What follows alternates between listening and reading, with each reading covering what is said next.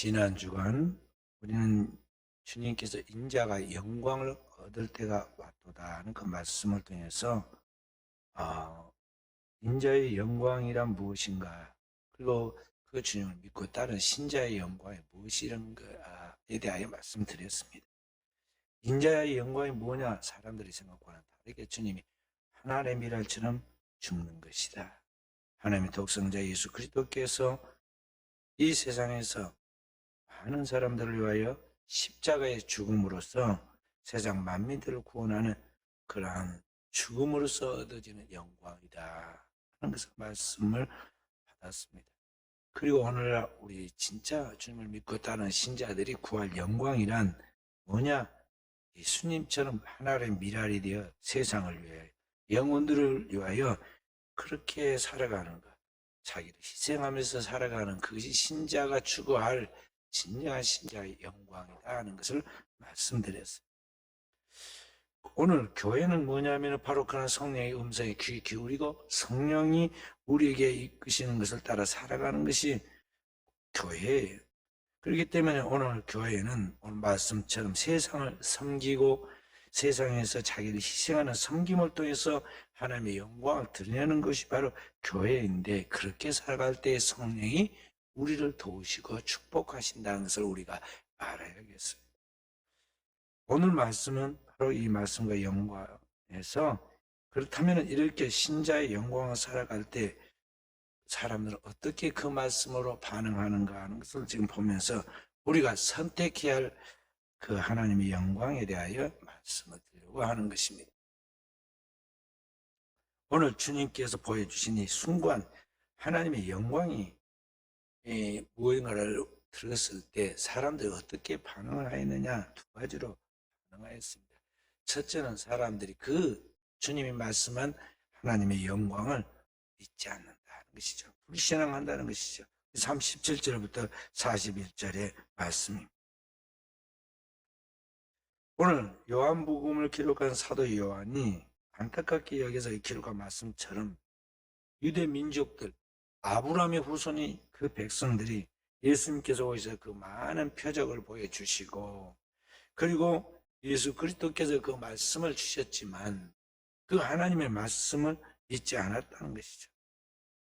예수님이 직접 오셔서 하나님의 모든 말씀을 들려주고 재해석해주고, 그리고 그런 말씀을 입증시키는 표적과 기적을 수없이 베풀어서 죽은 자까지 살려내는 것을 통해서 말씀을 완성시켜 줬지만은, 그런 말씀을 들은 그 백성들이 다른 이방인도 아니고 하나님의 선택된 아브라함의 후손인 2000년 동안 대를 이어 하나님을 믿었다는 그 사람들이 실제적으로 반응한 것은 뭐냐면은 안 믿었다는 거죠. 여기에 충격적인, 오늘 우리가 그것을 봐야 돼. 얼마나 충격적이에요. 어떻게 인간이 2000년을 믿었다는 사람이, 그리고 그 하나님의 말씀을 선포한, 그 말씀을 선포한 그분이 바로 태초에 계신 하나님의 말씀이신 예수님이고 하나님의 아들이시고, 그분이 직접 인카네이션해서 성육신해서 이 땅에 오셔서 그 말씀을 그대로 증거해 주었고, 그 말씀을 입증하는 표적과 기적을 순간순간 나타내는데, 어떻게 다른 사람도 아니 그 이스라엘 백성이 그 말씀을 믿지 않을 수 있을까 하는 거예요. 몰라도 사람이 그렇게 모를까? 그래서 여러분과 제가 지금 하나님의 말씀을 듣고 깨달은 것 같아도요, 사실은 깨달은 게 아닙니다. 그래 설교를 그날 하고 내려갈 때 반응을 조사해보면요, 천차만별이에요. 대다수 다 잊어버립니다. 듣고 잊어먹고, 거기서 10분의 1만 제대로 그냥 은혜를 받고 깨닫고 있어도 대단한 거예요. 왜냐면 2000년 동안 믿는 믿음의 후손들이 예수님이 와서 말씀을 전했는데 그 말씀을 전혀 받아들이지 않고 믿지 않았다면 우리 같은 사람은 어떻게 했어요? 100년밖에 안 됐는데 기독교 신앙의 역사, 그것도 우리 가정이 받아들이는 가정은 몇 년 안 되는데 우리가 과연 그걸 믿을 수 있겠어요? 우리는 착각으로 있는 거죠. 내가 잘 믿는다, 믿을 수 있다, 그래서 생각하고 있는 거예요. 실제로는 그 수준이 안 되는 거예요. 그러니까 교회 나온 사람이 졸리고 교회 나온 사람이 설교 들으면서 졸고 있는 게 정상이에요. 그게 안 들리는 게 정상이에요. 그걸 기껏 들었다는 게 뭐냐면 뭔 애와 이야기, 애기들처럼 뭔 애와 이야기나 하면은 갑자기 졸리다가 눈을 딱 떠가지고 입이 딱 벌어지고 웃고 그러잖아요. 그리고 또 다시 시작하면 설교를 시작하면은 또 졸기 시작해요. 그게 정상이에요. 안 들리는 거예요. 그래서 구약시대 일찍이 이사야 선지자는 이러한 현상을 예언했어요. 오늘 그것을 인용했죠. 오늘 38절에 뭐라고 인용했습니까? 함께 읽어봅니다. 이는 선지자 이사야의 말씀 이루게 하심이라 이를 주여 우리에게 들은 바를 누가 믿었으며 주의 팔이 누구에게 나타나이까 하더라. 어디에 나온 말씀이 이사야 53장의 1절부터 거기에 나온 쭉 나온 말씀의 인용이에요. 선포된 말씀에 대하여, 복음에 대하여 그 말씀을 누가 믿고 그 하나님의 말씀을 믿으니까 하나님의 능력이 그에게 나타나는데 누가 나타나느냐 하는 거죠. 그렇다면 왜 사람들이 이렇게 하나님의 말씀을 예수님이 선포했음에도 불구하고 믿을 수 없는가? 그리고 그 예수님이 말씀하신 하나님의 계시를 왜 거부하고 있는가? 왜 그럴까요? 그 다음에 말씀이 여기 40절에 답이 나옵니다. 40절에 왜 그런가? 40절 함께.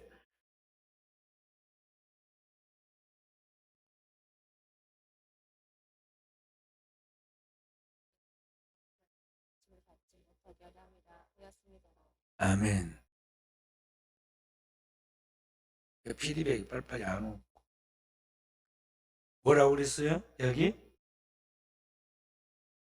하나님이 그들을 계속적으로 이제 말씀을 거부하니까 하나님이 그냥 의도적으로 그들의 눈을 멀게 하시고 그들의 마음을 완고하게 하여 결국 믿지 못하게 하였다는 거예요. 하나님이 막아버려. 충격적이잖아요. 이 백성들의 마음을 둔하게 하고 귀가 막히고 눈이 감겨서 그동안 이건 보아도 귀로 들어도 마음으로 깨닫고 돌이킬 수 없도록 그냥 놔둬버렸다는 거죠. 하나님의 방치, 하나님의 유기, 하나님의 무관심 같은 거. 그러니까 하나님은 사랑이 많아서 끝까지 아쉬워가지고 하나님이 아쉬워가지고 우리를 그렇게 학교에서 착각하지 말아야 돼요. 하나님의 시간, 하나님의 은혜의 때가 있어요. 그 은혜가 딱 거치는 순간은요 깜깜하고 아무것도 우리가 어떻게 할 수 없을 때가 온다는 거죠. 하나님 그렇게 하였다는 거예요.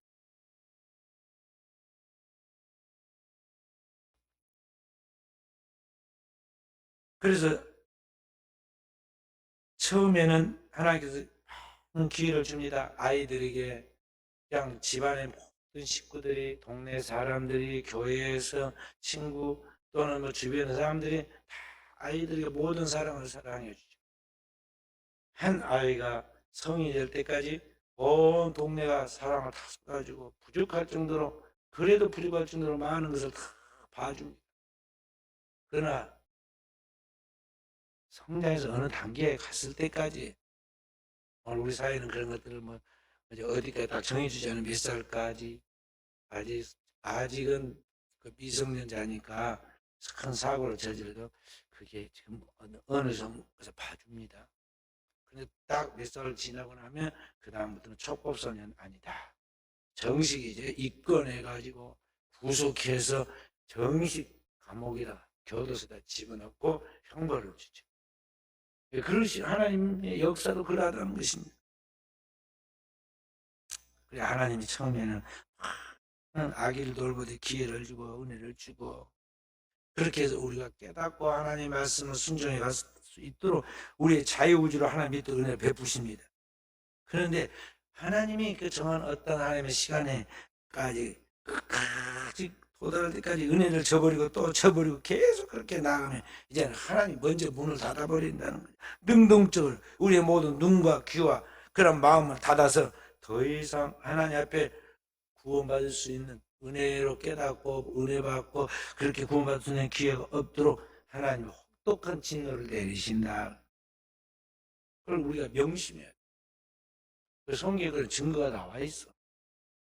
그래서 신학적으로 뭐라고 그러냐면 하나님이 유기라고 그래요. 하나님이 유기 그냥 버리신다는 거예요. 자, 구약 성경부터 내가 세 곳을 찾아줄 테니까 한번 읽어보세요. 출애굽기 9장 12절 말씀 함께 12절. 그러나 여호와께서 바로의 마음을 완악하게 하셨으므로 그들의 말을 듣지 아니하였으니 여호와께서 모세에게 말씀하신 것 같았더라. 여기 보면 바알가 강팍해가지고 맨날 거짓말을 합니다. 금방 죽겠다 그러고요. 하나님만 살아계시니까 이제 이번 한 번만 나를 용서하고 이 문제만 해결하면 내가 이제 따르겠다고 그래놓고는 숨 쉴 수 있을 때 또 다시 거짓말을 합니다. 근데 그것을 성경에 뭐라고 해서 그랬냐면 여호와께서 바로의 마음을 완악하게 하셨으므로 이렇게 됐다는 이런 게 10번 그래 10번. 그 하나님 한계가 있어. 딱 10번째 되는 날은 하나님이 세게 매를 때리고 끝 그렇게 합니다. 근데 그 마지막 세게 매를 때리는 게 뭐냐면 생명을 끊어버려. 제일 마음 아픈 게 뭐냐면요. 자기가 죽는 것은 각오를 해요. 그런데 자기가 가장 사랑하는 것, 자기의 자식을 죽이면은 그것보다 더 힘든 것은 없어요. 그러니까 바로의 생명의 뿌리 그리고 그 생명의 모든 것인 바로의 아들을 딱 죽게 하자. 바로만 죽게 하느냐? 애굽에 있는 모든 장자들 그리고 애굽에 있는 모든 첫 번째 태어난 짐승 새끼까지도 초태생도 다 쓸어버려. 그 하나님의 은혜가 거치고 난 다음에 이야기다. 그런데 애굽은 세상이고 바로는 오늘 우리의 그 육체를 말하는 것. 똑같은 일이 재현됩니다. 자, 신약에 가서 다시 봅니다. 로마서 1장 24절 말씀. 신약 성경 로마서 1장 24절부터 24절부터 28절까지. 자, 함께. 그러므로 하나님께서 그들을 마음의 정욕대로 더러움을 내버려 두사 그들의 몸을 서로 욕되게 하셨으니 이는 그들이 하나님의 진리를 거짓 것으로 바꾸어 피조물을 조물주보다 더 경배하고 섬김이라 전과 영원히 찬송한 이시로다.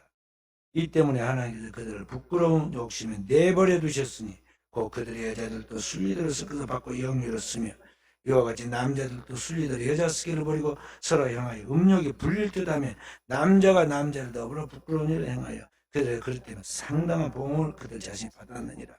또한 그들이 마음에 하나님 되기를 싫어하며 하나님 그들을 상실한 마음대로 내버려 두사 합당하지 못한 일을 하게 하셨으니 아멘. 여기 보면 하나님께서 어떻게 했어요?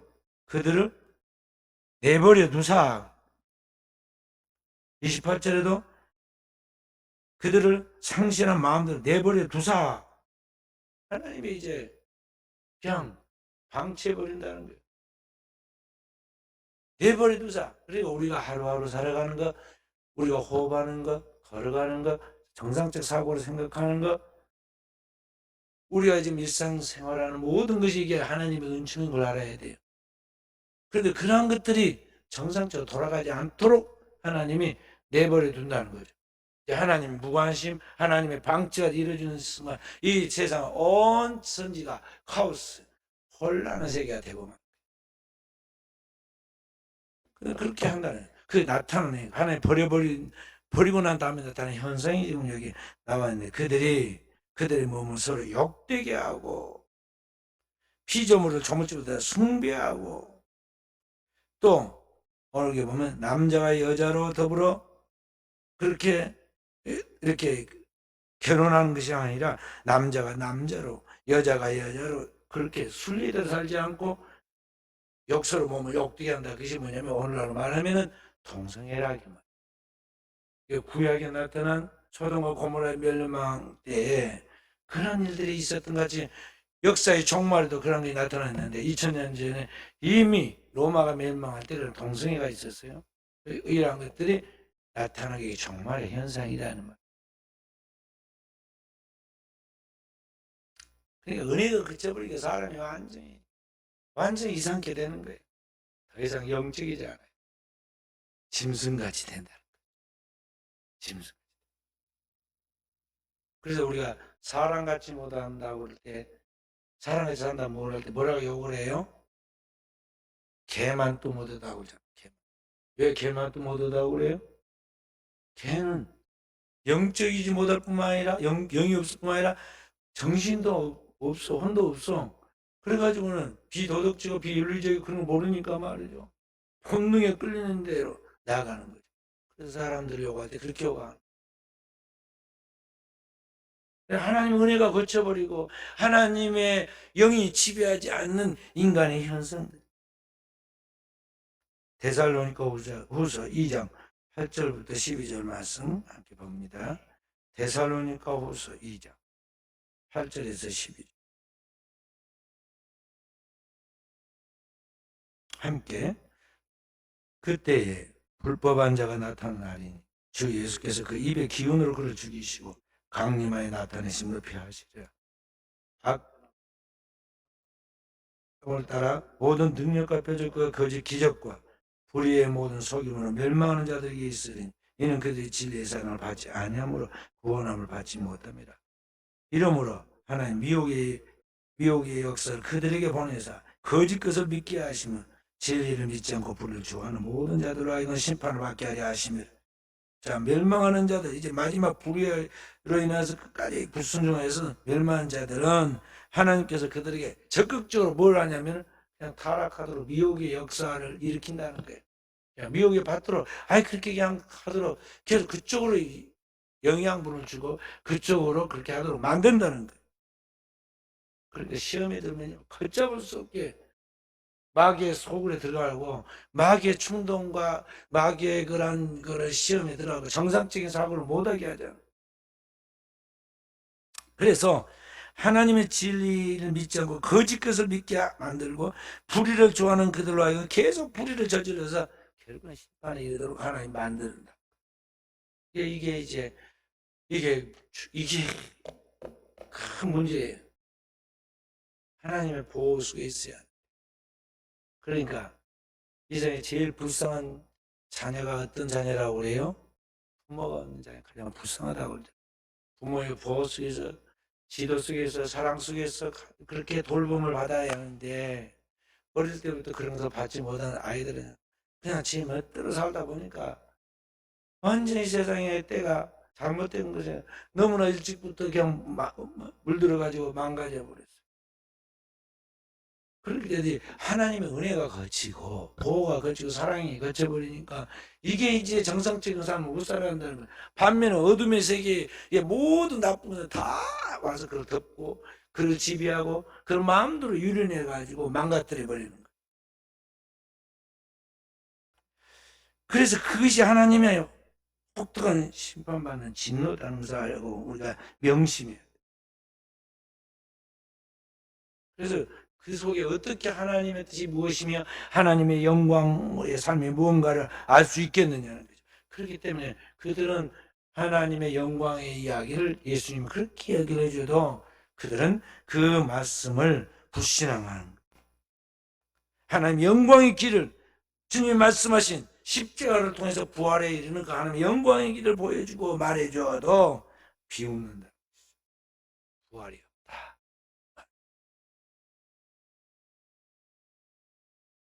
그래서 오늘 우리가 그러한 수준에 머무르지 않도록, 그러한 길에 떨어지지 않도록 근신하고 깨어서 하나님 앞에서 높은 영적 수준에서 살아갈 수 있는 사람이 되도록 기도하고 나아가는 종들이 되어야겠어요.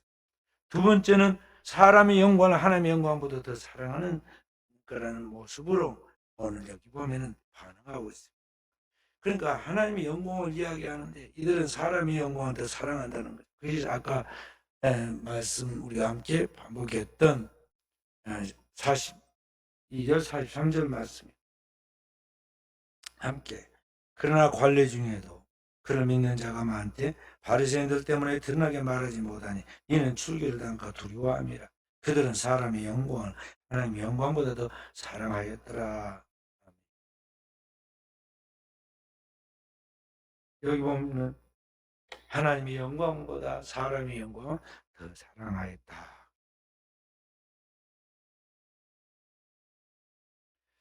그러니까 여기 보면은 유대인들이 불신앙 가운데 있었지만 그 중에는 또 마음으로라도 예수님을 믿고 따르는 사람들이 있었어요. 숨은 제자들이죠.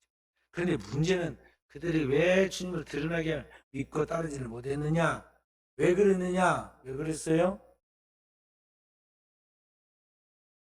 왜 그랬다고 오늘 성경이 이야기하고 있어요. 출교를 당할 거죠. 그러니까 그것이 다른 말로 말하면 사람의 영광을 하나님의 영광보다 더 사랑했기 때문이다. 그런 말. 그러니까 그들이 지금 출교 또는 출애를 당할까 두려웠어요. 그래서 드러나기 신앙생활을 못했다는 거죠. 사람의 여론을 너무 의식하고 사람의 영광을 하나님의 영광보다 더 사랑했기 때문이라고 오늘 성경은 이야기하고 있습니다. 예수님의 제자 중에 요한복음 3장에 나오는 3장에 나오는 니고데모 이야기가 나오는데 니고데모는 끝까지 예수님을 따른 분이었죠. 그런데 사람들이 알게 드러나기는 그렇게 하지 못했어요. 또 나중에 보면은 사도행전에 가말리엘 이야기가 나오는데요. 그도 예수님을 마음으로 따르는데 드러나게 못하다 나중에 이야기를. 이런 사람들이 지금 뭐냐면 숨은 제자라고 볼 수 있어요. 예수님이 십자가에 못 박혀 죽었을 때 자기의 무덤, 파는 빈 무덤, 깨끗한 새 무덤에 예수님을 거기 장사 지내도록 만든 아리마대 부자 요셉도 역시 마찬가지. 그들은 개별적으로 주님의 영광을 보고 믿지만은 지금 세상에서 그들이 출교를 당할까 두려워서 드러나게 믿지 못했다는 것이죠. 여기 출교 또는 출애라는 말은 현대 용어로 말하면요 파문을 당한다 그런 뜻이에요. 유대인들 세계에서는 가장 무서운 금지 규정이에요. 모든 종교적인 그리고 사회적인 권리를 박탈당하는 거예요. 출교를 당하면요 성 문지기가 제일 앞에 서가지고 그를 성 안에 들어보내지 않고 쫓아내버리고 추방시켜버립니다.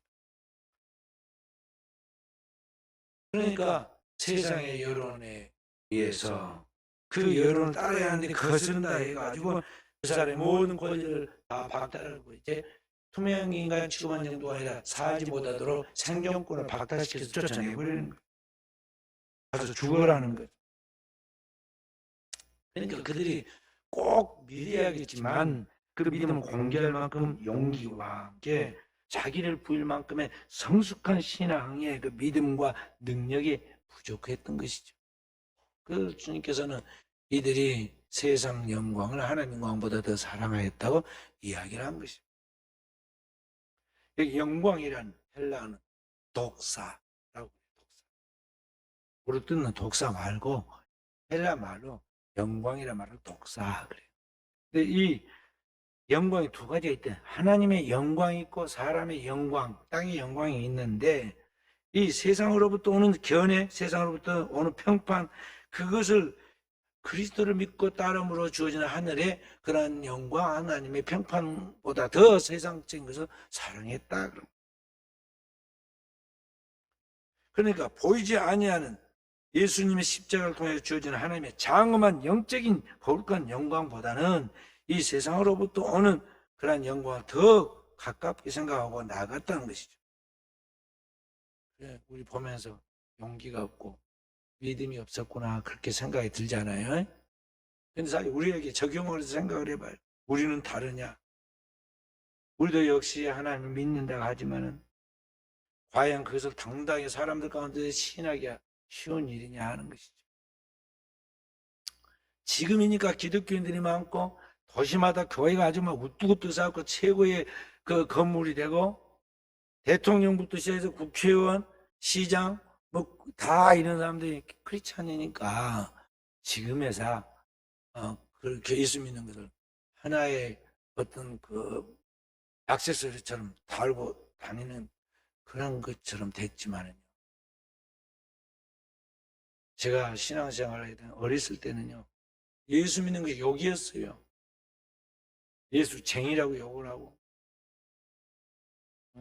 전도하면은요. 내가 뭐가 아쉬워서 교회를 가야겠느냐.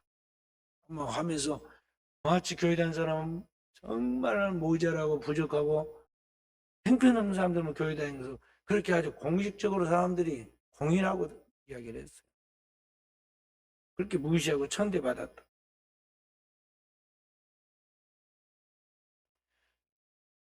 그런 때 예수를 믿는다고 말한다는 것은 상당한 믿음과 함께 또 용기가 필요했어요. 어떤 집사님은요, 교회를 다닌 교회 집사님인데도 불구하고 직장에서 자기가 교회 집사라는 거, 예수 믿는다는 거, 점심 때마다 밥 먹을 때 기도하는 것을 하지 못하고 밝히지 않을 것까지. 근데 자기만 지금 안 믿는 척 할 뿐이지 다 알고 있어서 주변에는. 모르겠어요. 자기 입에서 뭐 이야기하다만 자기도 모르게 주여 말이 나오고 말이죠. 교회 이야기에서 저는 푹 튀어나오고 그런데 거의 주변에 모르겠어요. 근데 그냥 모른 척 해주는 거예요. 그래서 주위 사람들이 자기가 신자인 줄 모를 줄 알죠. 왜 사람들 앞에서 자기를 당당히 드러내지 못하냐면요. 사람들이 자기에게 무슨 조금만 뭐가 약점을 보이면 금방 그걸 갖고 이용해서 자기를 공격할까, 또 그런 것 때문에 불이익을 당할까, 그것 때문에 왕따 당할까, 그게 두려워서 그런 것이죠. 그래서 지혜롭게 행동한다고 지금 안 믿는 척 하고 있죠. 그런데 그런 게 사람들 가운데는 그럴듯하게 지혜로운 처신처럼 보일까 모르지만은 하나님 앞에서는 올바른 게 아니다. 주님은 너희가 그 삶의 한 가운데에서 어둠에서 빛으로 드러나서 세상에 빛이 되어라, 빛을 비춰라 그렇게 하셨단 말이죠. 그러니까 세상 속에 하나님의 영광을 드러내는 것이죠. 내 입술로 시인해서 예수를 믿고 내가 믿을 뿐만 아니라 다른 사람을 믿어야 한다는 것을 선포해서 그들에게 전도해야죠. 근데 문제는 그렇게 하지 않는 것은 뭐냐면 세상으로부터 하나님의 영광보다는 세상의 영광, 세상으로부터는 평판을 더 사랑하기 때문에 그래야 하는 것이, 이건 진정한 신앙이 아니고 그 신앙은 축복을 못 받는다는 거예요. 하나님의 축복을 못 받아. 자기 처세에 인해서 뭐 분리가 안 당할는지 혹시 그렇게 생각하는지 모르지만 진짜 하나님께서 위로부터 주시는 하나님의 축복 못 받는다는 거예요. 그래서 오늘 여기 44절부터 50절의 이야기는 뭐냐면 하나님의 백성은 하나님의 영광을 위하여 살아야 한다는 것을 지금 마지막에 결론을 이야기하고 있습니다. 중요한 것은 이 하나님의 영광을 불신앙하거나 우유부단하게 드러내지 않는 그런 삶을 살아서는 안 된다는 거예요. 그래서 그리스도인이라면, 하나님의 백성이라면 하나님의 영광을 선택하면서 살아가야 한다는 것을 지금 촉구하고 있는 것입니다. 48절에 뭐라고 말하고 있습니다. 함께 읽어봅니다. 나를 저버리고 내 말을 받지 아니하는 자를 심판할 리가 있으니 곧 내가 한 그 말이 마지막 날에 그를 심판하리라. 주님은 이 땅에 계실 때 절대 우리를 구원하러 같이 심판하러 오신 게 아니다고 그랬어요. 절대 세상 심판하지 않아요. 그런데 주님이 마지막 날에는 어떻게 태초부터 그 영원한 말씀이신 그 말씀, 주님이 선포했던 그 하나님의 진리의 말씀이 그때 가서 마지막에 우리를 심판한다는 거예요. 그래서 오늘 우리는 그 주님의 말씀을 따라서 듣는 대로 우리가 믿고 그 말씀대로 순종하고 그 말씀대로 감사하고 나가는 훈련이 돼야 돼. 그래서 주님의 모든 말씀을 예하고 아니람이 없어야 하고, 그럼 구약에도 하나님께서 이스라엘의 백성들의 대표인 사울 왕에게 순종이 제사보다 낫고 듣는 게 수양의 기름보다 낫다 말씀하신 것이나, 주님께서 내가 자비를 원하고 제사를 원치 아니한다는 그런 말씀, 같은 맥락이에요. 주님의 말씀을 그대로 순종하는 것, 이게 아무나 할 수 있는 게 아니에요.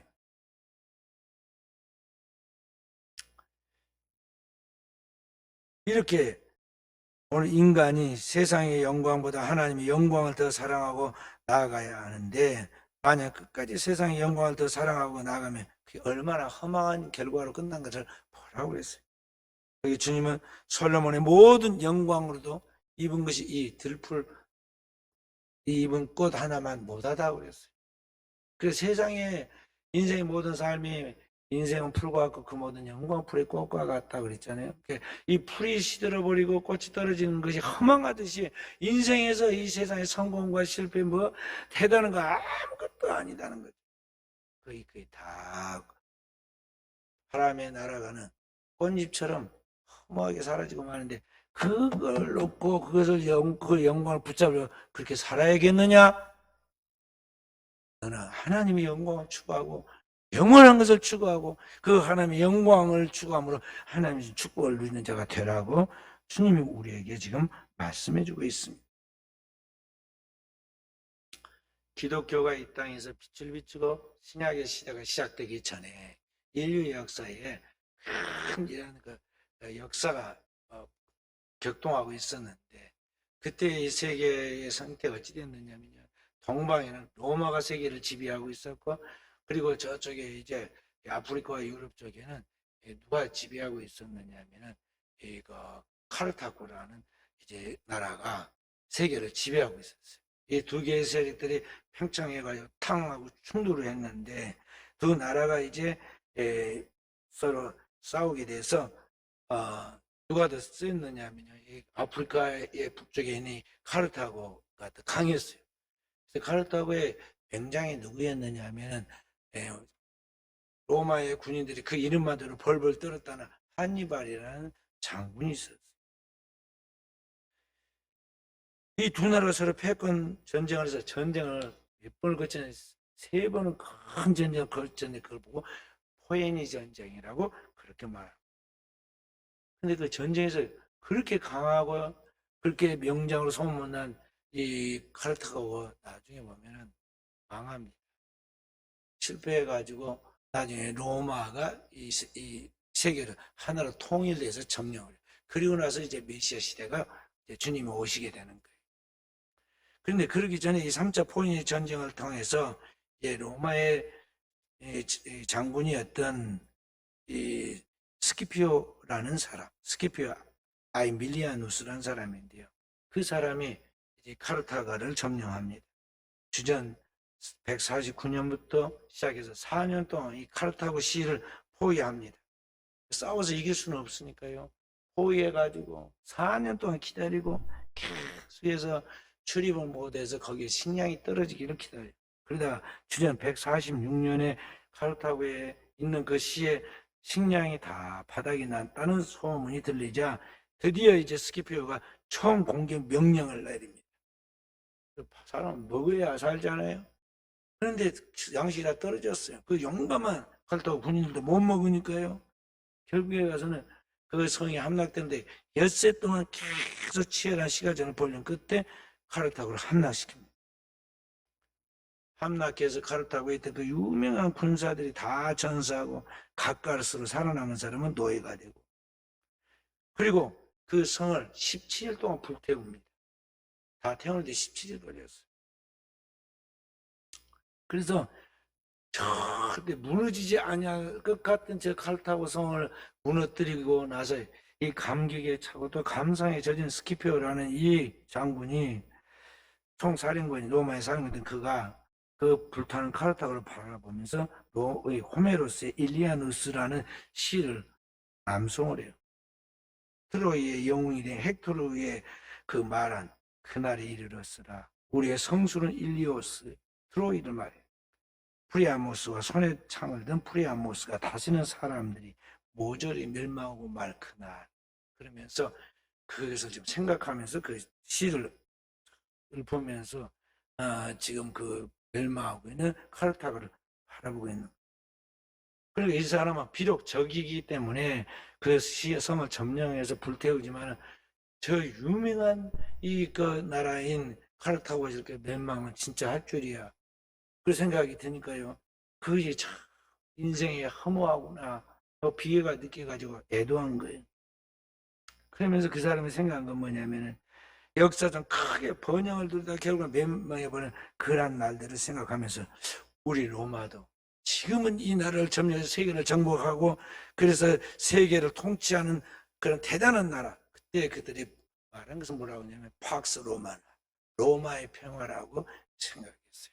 그런 나라가 지금은 있지만은 그 로마도 결국은 또 이렇게 역사에서 저렇게 망하고 사라지지 않을 것인가를 지금 예견하면서 그들을 슬퍼하면서 그들의 미래도 생각한 거예요.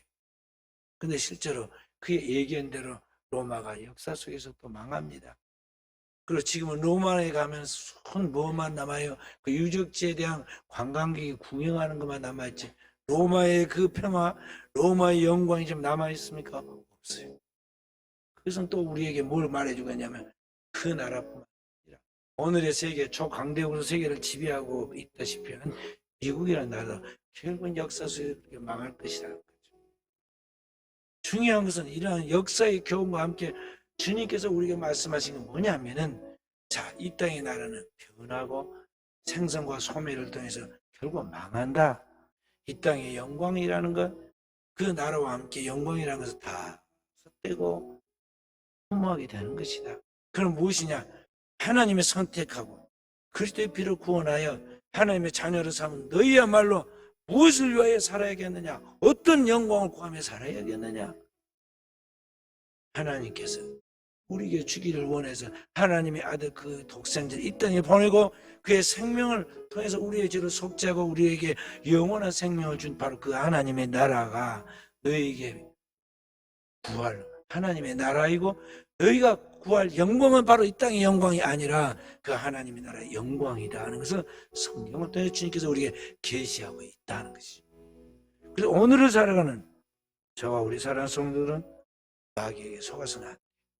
마귀는 끊임없이 우리에게 이 땅과 이 땅에 있는 영화를 주겠다고 속입니다.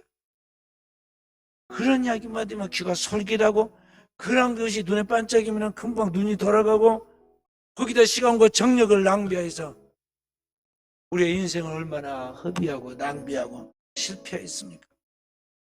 성경에 나와 있는 탕자가 오늘의 우리의 모습이에요.